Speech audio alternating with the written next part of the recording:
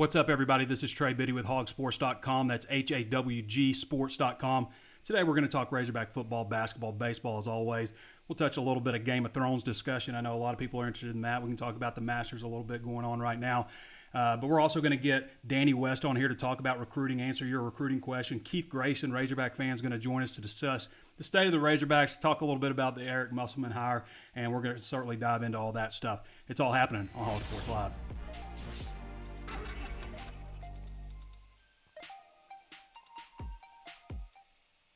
Okay, just a few things to touch on here first. Razorback baseball tonight at 7 p.m., 8 p.m. on Saturday, and Sunday at 1 p.m. At Hawkins Field in Nashville against the Vanderbilt Commodores. So that's going on. Razorback baseball team playing pretty well on the road right now after, ironically, not playing very well on the road last year. One of the crazier things happened yesterday with 5 Nevada players entering the transfer portal. Probably the main guy, Jordan Brown, who was a McDonald's All-American freshman last year, signed with Nevada. Jazz Johnson, Jalen Harris. Jalen Harris, ironically, a very good three-point shooter, is in the transfer portal, a 45% three-point shooter. Kwame KJ Himes is in there. Nassar Zazoa, who's the only graduate transfer of the bunch. And I made the mistake. I do this all the time. I call transfers grad transfers for some reason now. But last week I was just talking about him building his team through transfers. But just one graduate transfer in that mix. So that is some of the wildest stuff I've ever seen. I've never seen such an exodus after a coach leaves. And obviously we'll be following that to see if Arkansas is in the mix there with any of those guys. Danny's got a great breakdown. The top 247 for 2021 came out this week, and Danny's got a great breakdown of some of the top prospects that are in the mix for Arkansas there. The Hogs hosting 3 official visitors, Takias Crawford, Alan Horace, and Dominic Richardson. Dominic Richardson, a running back out of Oklahoma City. Bishop McGinnis. Takias Crawford's like the number 70 ranked the number 70 ranked player in the country overall out of Carthage, Texas. And Alan Horace out of Crockett, Texas, a 3-star tight end. Tight end's a big need in this class. So, yeah, a lot of stuff going on there. And I want to go ahead and ask everybody to start filling in your questions right now. If you've got questions for us, for Danny, go ahead and start filling those in. If you like the content that we're producing, be sure to like, share, follow, comment on the video. Throw us that thumbs up if you like the show. If you're listening on podcast, I want to ask you to go ahead and be sure to subscribe to the channel. Throw us 5 stars if you don't mind. That would help us get our message out there, but only if you want to do it. All right, so Arkansas, the big news this week, and we haven't done the show since Eric Musselman has been hired as the head coach at Arkansas. And the last show we did was just leading up to the announcement that he was going to be the head coach. So really, when it came down to it, he was the only guy that was making any sense. And I've broken down what actually has happened. I don't know if anybody is on hogsports.com, but you should be if you're not. It's only $1 for your first month. So go sign up at HAWGsports.com right now. So with the Musselman hire, basically here's the way that things broke down with this. This is the real behind the scenes look, and this is what we had found out, soon after the hire had been made. But Musselman never took never took a visit to Arkansas, never officially took a visit to Arkansas, at least not in the time that he was rumored to have done so. The last time they did is when LSU beat Arkansas on the last second three-pointer when he was an assistant coach at LSU. So he has been here before, but hasn't been here to tour everything like had been going around. Greg Marshall, on the other hand, was at Arkansas, and things just did not jive up very well with that. So that was true that Greg Marshall was here. With Beard, there's some talk that that the board had blocked Hunter Yurichek's decision to hire Eric Musselman, and that's not true. The board wanted him to speak to him, and Hunter Yurichek also wanted to speak to him. So it's not like it was a block situation. And what it came down to is them not being willing to basically let Hunter have a talk one-on-one with Chris Beard. And so they couldn't wait around really much anymore after that. But that's kind of how things went on behind the scene. Shaka Smart, at least his agent, was involved in some capacity trying to look after his guy, I guess, in case Texas made a move there. So that's pretty much the behind the scenes stuff with the coaching search. Spring football has wrapped up. They just recently, earlier this week, I can't remember if it was Monday or Tuesday, wrapped up their last practice, but it was a completely closed practice altogether. So nothing really to report there. It's just kind of a way to not only wrap up some of the things that they did from the scrimmage, have one more practice, but also kind of send those guys off to the summer, let them know what's expected of them, because a lot of the spring is to prepare the guys for the summer, and then the summer to prepare the guys for fall camp. So, as I mentioned, we're going to bring Danny West on here in just a minute, and then a little bit later we're going to bring on Keith Grayson. Keith is always entertaining, longtime Hog Sports member, so we'll do that here shortly. I'm going to go ahead and bring Danny in, actually, now that we've kind of covered the roundabout stuff. Got some questions built up, maybe. Not a whole lot of questions, a lot of comments. So if you have some questions, go ahead and get them in now for Danny West, who I am bringing in as we speak.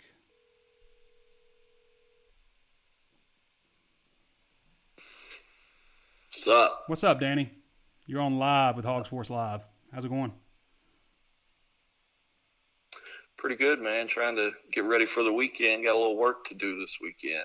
Yeah, like honey-do type of stuff, or you got a little recruiting stuff? Oh no, we got plenty of real work.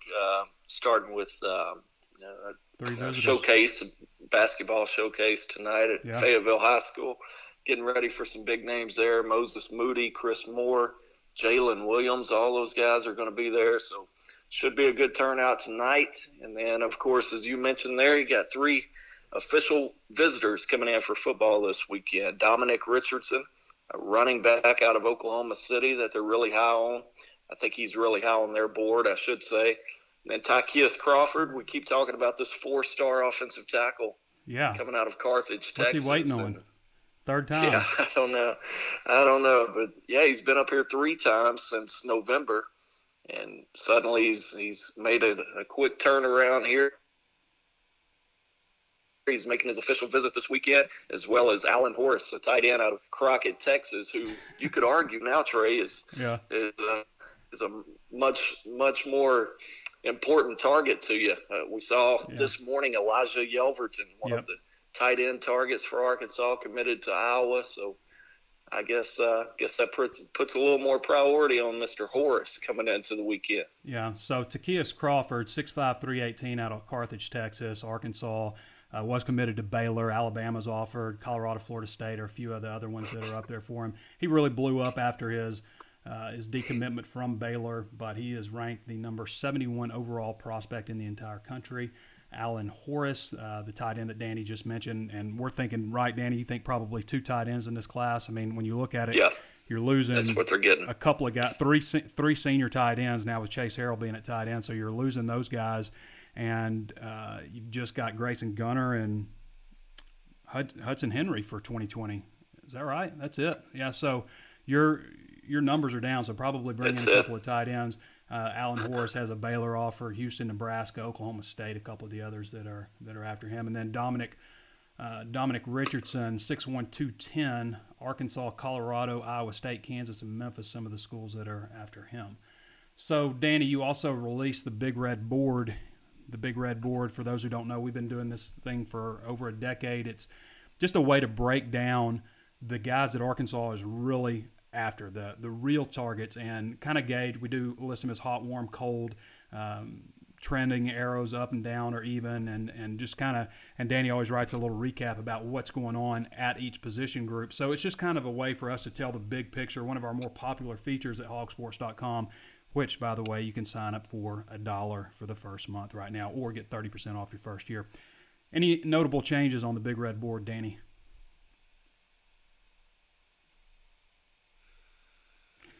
Danny West. Trey, you there? Yeah. I think I lost you. Okay. Yeah. Any notable changes on the Big Red Board? Sorry about that. Any notable changes? Nothing super notable. Of course, we added Mason. I could point to the running back spot. I mean, it's the opposite of notable, but I think it is notable in itself that it's still so blurry. I mean, you get on there right now, I think there's like 10 or 12 guys listed as warm interest, and I think that's accurate for all these guys. You've seen how many guys they brought in for unofficial visits at the running back spot so far this year. We're talking about Savion Morrison, Janari Dean, Isaiah Jacobs, Chris Vaughn, Jabari Small, Dominic Richardson, who's coming back this weekend for an official. John Gentry was just up here, a kid. I hate your phone, Danny. list literally goes Danny, on and on and on. You cut out the last guys who are kind of in a similar. All right, we're gonna drop Danny because we're gonna come right back to him just because the connection is like delayed or something. So we're gonna try to start over here. Go for whiskey. Keith Grayson, what's up, brother? What's up, man? The last episode we didn't even mention. Most people probably don't know me as my real name. It's Whiskey Drunk on the boards, but probably failed to mention that for reasons that you don't want that to be the headline on 24/7's podcast. Right? We don't. I just had to drop Danny because his phone is terrible. He won't change his phone service because he's got unlimited Wi-Fi or unlimited data, but he also can't use his phone as a hotspot. And it doesn't work also. So. Well, it wouldn't be a podcast or a radio show without Trey Biddy having phone problems. That's exactly right. That's exactly right. So Keith, you were way out in front of this this coaching search. In fact, you were on location. I've got a video real quick I wanted to show of you out on location. If I can find it. Where is it? Hold on real quick. There it is. All right, here we go. I'm outside the Washishu Casino. Right outside of Reno, Nevada. Oh, I thought we had audio with it too. So, yeah, I decided to take trails. Well, hold on. These ours. Also, to note, there's a blackjack. Is there audio on Wednesday nights, 10 to midnight? Yeah, there was audio on our end, Keith. My bad. Yeah. So anyway, you were out in front of it at Reno, and nobody could probably, I don't know, maybe they could hear it over your talking there, but I thought that was pretty funny. You had 53,000 views on that video. Seems like I should have had 4 times that. I wanted to go viral. I want 250 likes though. That's probably my most liked tweet. Thanks to, it was to Danny who retweeted it. Yeah. But yeah, I was there for the blackjack blitz at that casino, at the Washishu Casino, and was finding clues of the Musselman hire all over the place. Decided to share that on Twitter. I was trying to take an impromptu trip to Yosemite and going through the 395, and apparently they closed that route for the winter. Mm-hmm. And so I ended up in Lake Tahoe, watched the spring game at Mammoth Mountain Ski Resort randomly, and ended up in Reno for a small portion. I should have gone to the campus and probably done a more investigative journalistic approach to that, to ask the students and the administration what they thought Musselman was, where he was leaning towards. And apparently we're about to pillage half their roster. but probably not leaving on the best terms there. Yeah. But yeah, it's much different than Fayetteville, Arkansas for sure. There's not much out there, and I think that kind of speaks to how he recruited, because there's not prospects in that neck of the woods at all. And Arkansas actually has a huge base of high school basketball talent that he's going to be able to approach with a little more regularity than I think so. Him taking on grad transfers and living off of that. Yeah, there's a good class coming in. Again, this is Keith Grayson with us, Razorback fan. And what else would you say your title is, Keith? You're a Razorback fan, but you also work in real estate, I guess you would say. You buy and sell houses. You're one of those buy and sell houses guys. Just explain, I guess, what it is you do. I'm sitting on site at one right now. We have a 30-unit apartment complex in the hood of South Phoenix that we renovated, and I can't go into the entire story because the radio listeners would not. It wouldn't. That definitely wouldn't. The backstory to this on kind of how the clientele that was operating out of this when we foreclosed on this property was doing some crazy stuff down here. Okay, I guess we could probably follow that. So what is your thoughts overall on the Musselman hire? What is the fan perspective on this, and just how the search went in general? I know you were on Hog Sports following it and social media and all that stuff. What did you think of the search? Was it entertaining, and what did you think of the hire? I didn't really fall into we've been through this so many times before with the new coaching hires that you'd figure that everybody would learn from it, not to freak out over every name that came across the water. It's not a whole lot. We don't have that many in the social media message board age. We don't really have that many coaching searches overall, but you're right. I mean, everybody was jumping on board on that Kelvin Sampson thing. There was a roller coaster. Some media people were writing that Hunter Yurachek was failing in this search. I mean, it was pretty wild. I enjoy it, though. I mean, I think fans enjoy it, even though it can be stressful. I think they really nailed it because you went the opposite of Mike Anderson's energy level, right? Mm-hmm. You got to pretty much check his pulse to make sure he's alive most of the time, and he's very stoic, right? Mm-hmm. And then you go with a Chad Morris-like hire again, and his background really isn't in recruiting, but I think we're about to get another 5-star or a 5-star. His first signing for this class, I'm going to go out there since I'm not in the sports journalism world, and I can guarantee that Kyrie Walker is going to be a Razorback, and that's going to be massive for, our fan base once they see that we get a 5-star as our first commit, mm-hmm. and he's probably going to reclassify at the 2019 class. That kid's going to be a Razorback, not a doubt in my mind. And I reached out to some local guys here that follow basketball recruiting a little closer, and he's basically has a 26-year-old body right now and is a bully in every aspect of the basketball game and above average rebounder. He's going to take a little slide in the rankings potentially because of his outside shooting mm-hmm. has gone down. His percentage has gone down a little bit on his range, and he's not really developed there, but slasher, scorer, and he's probably a throwback to what we used to have where you get some bangers inside and some guys that will really attack the basket more of a slasher than I don't know if we have like a true. I think he's probably a 2, but could develop into a 3 potentially. Yeah, I think we've got him listed as a small forward. Kyrie Walker, right. Dalen Terry, both of Hillcrest Prep in Phoenix, Arizona. So that's your stomping grounds there. And I would say I think a lot of the smoke with Kyrie Walker, who's the higher rated of the two. Both of them are one's a 4-star, one's a 5-star. But with Walker, who has a chance to possibly come in early. He was crystal balled before this whole change, 50% to Nevada, 50% to Arizona. We don't know what's going to happen with Arizona, but obviously there's some scrutiny there. So are you basing it largely on on the fact that he was that a lot of people thought that he might end up at Nevada, or do you think you mentioned something about hearing some rumblings around there in your neck of the woods? The guys here that I talked to, Ralph Omsden's my contact out here for all things recruiting, and he basically said that Musselman has been recruiting him the hardest out of all the coaches. And now that he's in a better job, then that's pretty much the indication that it's going to go towards Arkansas's favor at the end. In Arizona, I don't know what's happening there. They're in a world of hurt down there. And interestingly enough, if you look at the past recruits that have come out of Hillcrest Prep, DeAndre Ayton's one who ended up at Arizona. It's just a long list. The Bagley kid that went to Duke a while back went there. There was a lot of trouble with their accreditation in the beginning because it just like a prep academy came up out of the middle of the night. And so now they've gotten all that fixed. But back in the day, there was they weren't really operating on the up and up. But now they have their online class certifications, so that there shouldn't be any issues with grades or anything like that they were having in the beginning. They were having a hard time getting kids qualified a couple years ago, but they've gotten all that worked out.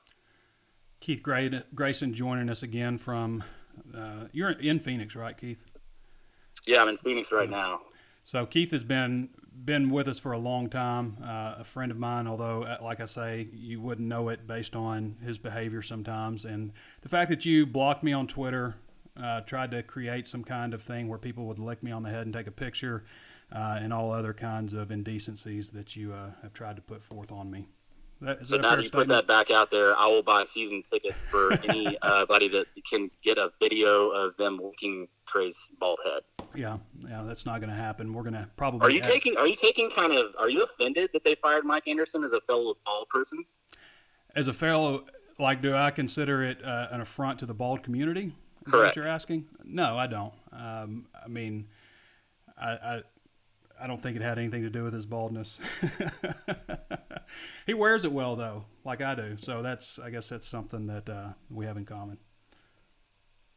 Yeah, my head's too fat to pull that off. Not everybody can pull it off. No, not everybody can pull it off. So, Keith, what else you got going on? You a Game of Thrones fan? I want to talk a little bit of Game of Thrones. Nobody wants to talk about that. Are we going to start talking about steak recipes and stuff? That's the thing. Last time, all we did was we didn't talk about any sports. I want to talk. There was tens of people at the spring game. What was the recruit reaction to that? Oh my gosh, yeah. So Keith Grayson, obviously not a fan of Game of Thrones, but yeah, the recruiting thing was, the red-white game was just disappointing. I mean, I don't think I've ever seen a game where the weather was nice, where there was plenty of reason to be excited. You have 11 newcomers out there, including a quarterback and a stud wide receiver, a couple stud wide receivers, defensive. I mean, there was a lot of reason to be intrigued with this, but I think, Keith, part of it is there wasn't, just great promotion for the event. It didn't parallel or parlay with a Razorback baseball home weekend series. It didn't. And then you got the 2-10 record that you're coming off of. Plus, everybody's looking at basketball because you got a coaching change in order.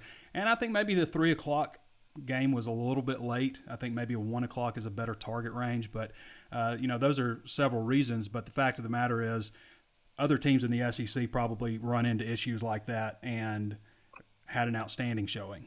So it is interesting when you compare to Little Rock, because we're trying to get past the Fayetteville versus Little Rock debate, but I expect that to go away any day now. It's any day.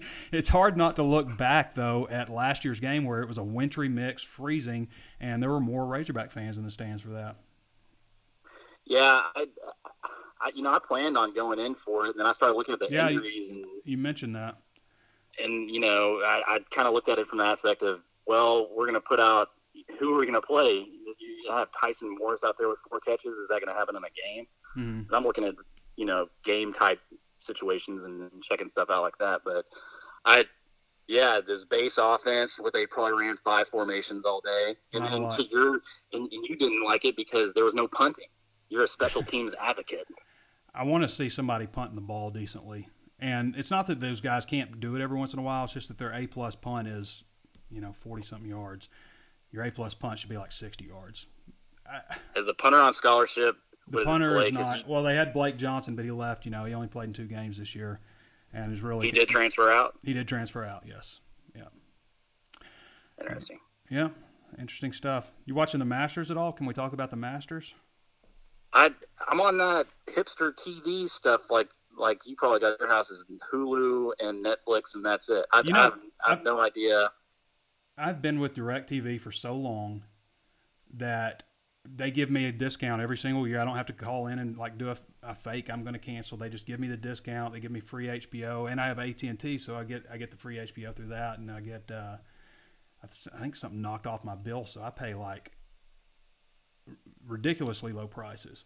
So you want to, instead of talking about the new coaching hire, the baseball series against Vanderbilt, where it's like the rankings are 2 and 4, and on some of the strength of schedule stuff. We're going to talk about incestual TV shows and golf. Yes. Perfect. I have no input on either of those subjects. Well, Phil Mickelson's tied for 4th. He's even on the day in 5 under. That's the main notable one. Last I look at Tiger Woods, he was tied for 14th. So, man, Keith, you're not any fun today. You're off there dealing with your housing project deal, and you had to yell at some people today, you told me. I had to yell, and then you called me to set this up, and I crossed 4 lanes of traffic on the interstate, almost sideswiped 3 cars, and spilled an entire glass of full coffee down my trousers. Yeah. So it started off, and I have not eaten today, so I'm a little punchy. I appreciate you not taking it out on me totally, though. Well, you kind of got in my head a little bit where you said that I blocked you on Twitter, and then since then, basically, I was the reason for the downfall of the Arkansas Razorback program as a whole. You like how I flipped that around on you? Yeah. The student's becoming a teacher in that regard. But I think that I unblocked you, and we made a good hire. We'll see what happens. Right. Maybe we make a bowl game. I don't think the baseball team is going to have the pitching to make it back to Omaha. That's another story itself. Yeah, doesn't look like it. They'll get batted around a little bit this year, but if they do, I'll be there for that with my buddy Mr. Razorback from the message board. Yeah, trying to get our home plate seats again and heckle some Texas fans if that's possible. Hopefully they get back there too, so we can get in a fist fight in the stands or something. Have something to report. There's been no fun stories out. I'm turning into a hippie, taking all these religious experience type trips, trying to find God in the woods, and it's just not. It's not as fun as it used to be. I'm not as wild. I'm getting too old. I got gray hairs, my beard, and everything. Wow, Keith, it sounds like it's been so rough. We don't have any religion or political discussion on the show, by the way. I didn't say what religion. I just said religious. I didn't say that I was we're not gonna, it's not our first date. We're not going to talk about our ex's religion or politics. I understand that. I did go back and I'm watching the Hog Sports YouTube series. All of your podcasts are on that one except for the last one we did. Yeah, is that right? I may Yep. have not recorded it. Yeah, just skip your mind. Well, I have to record it, otherwise it just comes out in terrible quality. But I am recording this one live as we're doing it, so I will upload this to YouTube, and that's a good segue for anybody listening who wants to know other ways to watch the show. You can check us out on Facebook Live, what you're doing right now. It'll be uploaded on YouTube. It's always going to be on hogsports.com. You can also listen on Apple Podcasts, Spotify, and Stitcher. There are plenty of ways to subscribe and listen to this. If you haven't thrown us that thumbs up yet, go ahead and throw us a like if you like the content we're producing. If you don't, then don't bother. Don't do something you don't want to do. Share the video, follow, comment. That helps us get our message out. If you're listening on podcast, be sure to throw us 5 stars and subscribe to the channel. Keith, you got any last words here that you want to add before we call it? I got to bring back Danny West back at the end here. I just really appreciate you getting your message out there. I don't know if people know this, but Trey is a staunch. He's really into different causes, and for having me on this podcast definitely means that he's into Tourette's awareness, because there's no telling what the hell I'm going to say that's going to come out of my mouth. I've been pretty mild-mannered on the first 2. You do not know how hard it is for me not to cuss for 30 minutes. Right. That's impossible. The more you do it, the more you get used to it. I'm surprised I've never let anything slip. Not that I'm a sailor or anything, but I'm your average red-blooded American male. But you had to, for me myself, like we were skipping around some on topics, but I mean, I kind of want to know stuff that's like, I want to know how you handled the coaching search, kind of like a more in-depth process on that, and then like little tidbits like, what does Bob Holt smell like? Things that people out there want to know in the Arkansas media world. That just those are things that I think of when I think of the backstory to all those things in the locker room where you guys had to huddle around each other in that half circle around a player and kind of I hate that. It's cats, right? Bob Holt smells like cats. It used to be different, Keith. Back in the day, we used to be able to just pull players off the field at the end, and everybody would get their own individual interview. Houston Nutt would come and do a press conference every single day. Every day after practice, he would do a press conference, and after the game, you just go into the locker room and interview who you want to interview. It's a lot different. But for me, for the way I handled the coaching search is I always try to be very careful. I had a great source out of Houston connected to Kelvin Sampson, which is one reason I think that I was like the only guy that wasn't telling everybody that Kelvin Sampson was about to be hired, because I don't think that a lot came out up here. But what I will say is there were a lot of people, and I was a little far removed. I like to be a little bit closer than I was to be able to say this is happening, but there were a lot of people who had part of the story. And both of them were accurate. They just didn't have the whole story. And so for me, just piecing it together, what I came down to at the very end after 12 days, 11 days, something like that, was it's got to be Eric Musselman.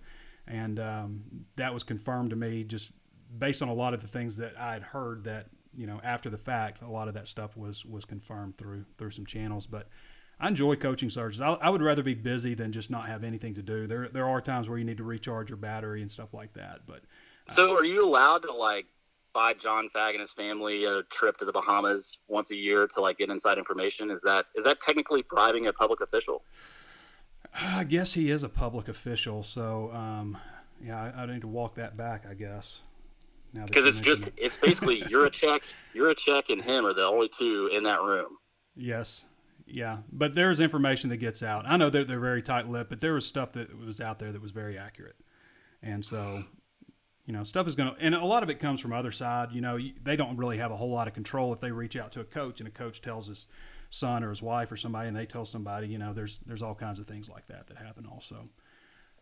All right, Keith. All right, man. Well, thanks for having me on again. I really want you guys to put a countdown clock to when Traylon Burks hits the field for practice for the first time, because Trey Knox is going to look – you saw what he looked like in the spring game, but he's going to look even better with another guy like that on the opposite end of the field. You still calling Traylon Burks better than Trey Knox, or have you decided on that yet? You said you thought that it was going to be Traylon Burks the last time we had you on. So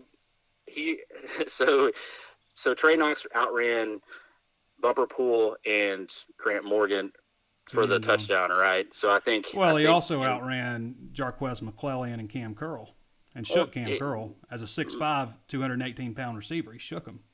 Let's also mention that Santos Ramirez was Cam Curl's mentor, so it's shaking that kid right now. We need to cleanse that tackling form out of everybody's memory. So much hate. And let's restart that. Oh, that's the other thing. Speaking of players that I hate, this is a great day for you too, because Gabe Osaboyan's never going to take another 3 in a game. That's what I wanted to open with. But all right, I'm getting sidetracked. I don't hate Gabe. You're not allowed to say him you hate any of them. I hate him shooting 3-pointers. You're not allowed to say you hate any of them, but I can. I don't hate him.